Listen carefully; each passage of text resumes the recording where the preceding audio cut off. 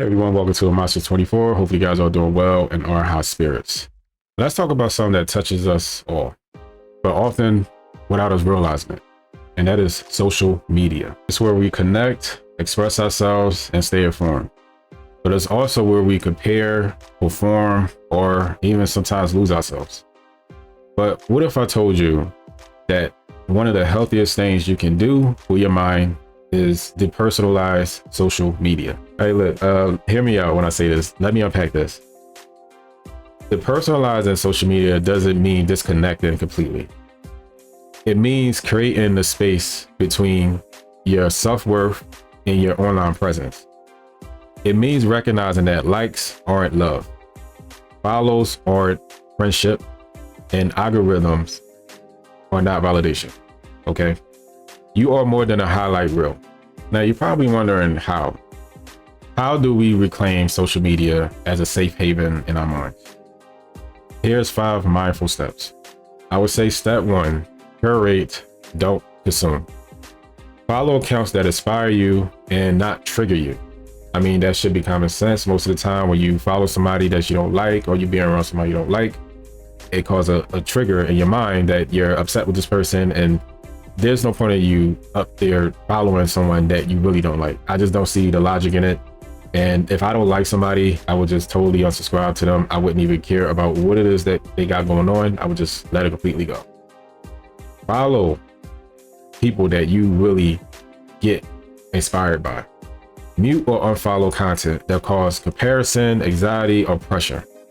That is some craziness that people do. And I think it has something to do with just the brain wanting to be somewhere that they feel like they're not belonging.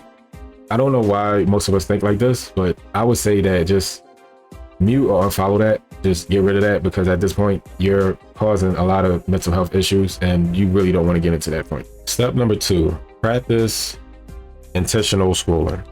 Now, this may sound a little weird to especially younger people, because I know me personally, when I go to TikTok or if I go to Instagram, I pretty much scroll through the things that I like to watch, that inspires me, that makes me want to, comment, like, or share, or something in that nature.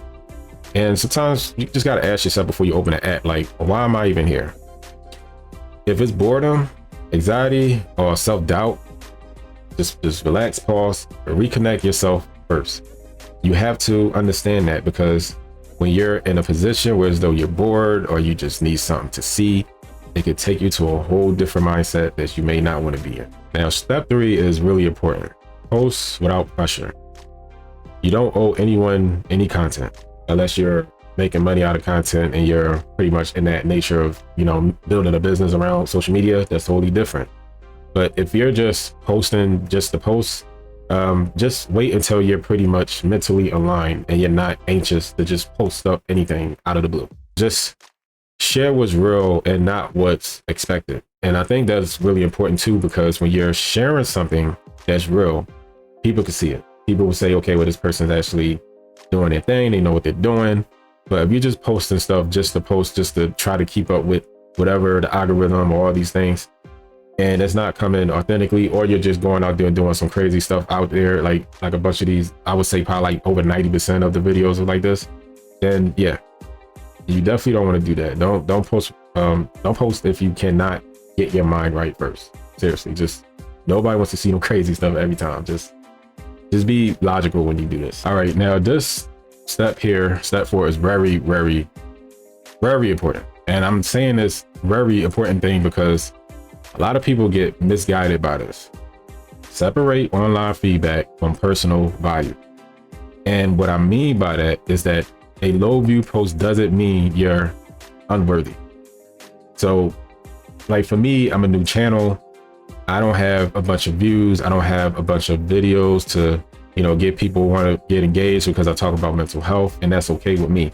Because like I said prior to this, that I do it for my mental health. I do it because I want to teach other people that's interested what I know. And sometimes we just need that extra ears to hear, what it is that we need to know, or we already know. We just need, validation. And that's good validation. It's not like you're trying to fit into something. You're learning. And I think that a lot of the online platforms is that we don't have enough learning abilities to teach someone or try to get someone to understand something. Yeah, there's a lot of people out there that teaches you, that inspires you, and I love that. You know, I love these type of contents. A viral post doesn't define your identity at all. I'm just letting y'all guys know that, like, it doesn't define your identity at all. Just because you're not going viral doesn't mean that you cannot. That means that you're nobody. Because a lot of these young kids, they be posting things up, try to go viral, doing anything they can to get likes and clicks and views and stuff like this. And I'm just like, stop doing that.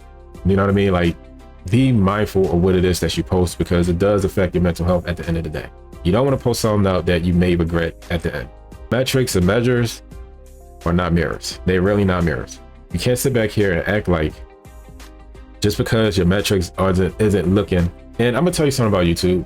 YouTube does that a lot. They have this high advanced metric system in there that you cannot ignore. So it's like you want to see your views go up. You want to see that little firework bubbly thing that pops up next to the number. You want to see all these things because the system evolves around you posting content and people engaging to your content. So all I'm saying is that just be mindful when you first starting off, especially.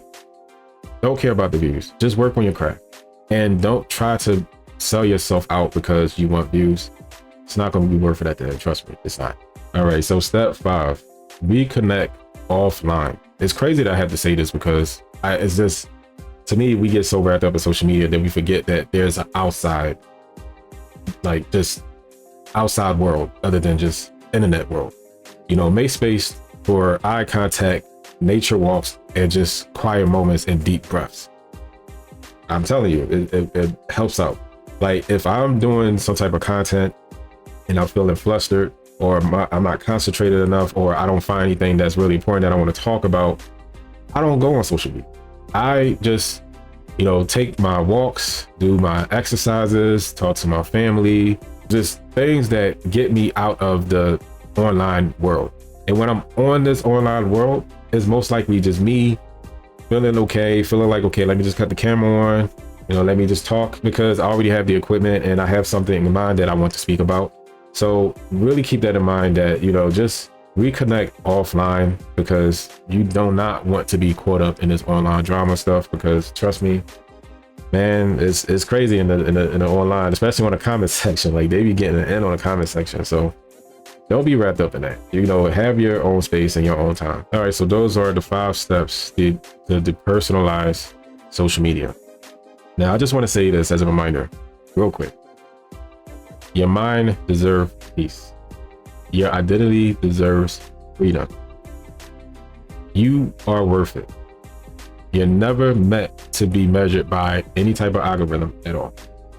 Go ahead, depersonalize the digital, and reclaim your reality. You're not a profile. You are a person. And that's more than enough. I hope that helps out a lot. I just want y'all to be better. Honestly, social media is a beast, and it's been running rapid since 2015, especially a little bit before that, but 2015, that's when the things really start picking up with this algorithm where everybody want to be a part of something, and using that as validation that just because you got 1 million views, just because you got 500 million subscribers, that you are big time. Doesn't mean anything at all when it comes to your mental health. But anyway, thank you for watching. Please like, comment, subscribe, share the video if you know somebody that need to hear this, because this is something really serious. But anyway, I'm out. Take care.